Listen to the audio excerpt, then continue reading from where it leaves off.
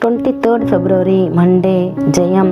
என்னிடத்தில் உங்களுக்கு சமாதானம் உண்டாயிருக்கும் பொருட்டு இவைகளை உங்களுக்கு சொன்னேன்.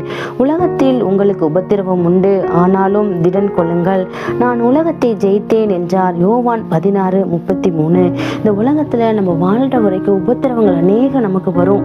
அதுவும் நம்ம ஏசப்பாவை தெரிஞ்சுக்கிட்டோம், ஏசப்பாவை நம்ம துதிக்கிறோம் அப்படின்னு சொன்னா உபத்திரவங்கள் அநேகமா இருக்கும். நம்ம தேவனுக்கு வராத உபத்திரவம் நமக்கு கிடையாதுங்க. ஆனாலும் அது தேவன் சகித்து அதை ஜெயித்தாரு. அதே போலதான் நம்ம உலகத்துல நம்ம எவ்வளோ நமக்கு உபத்திரவங்கள் வந்தாலும் அதை தாங்கிக்கூடிய பலனையும் திடனையும் தேவன் தருவாரு.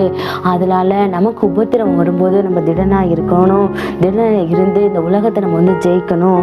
அப்படி நம்ம ஜெயித்து அவர் மேல நம்ம சமாதானமா நம்ம வாழ கத்துக்கொள்ளணும். ஜெபம். ஜெயம் கொண்ட தேவனே, இன்று உமது சமாதானத்தை அனுபவிக்க உதவும். உபத்திரவங்களை எதிர்கொள்ள பலன் தாரும். உம்மில் திடன் கொள்ள கிருபை தாரும். ஆமென்.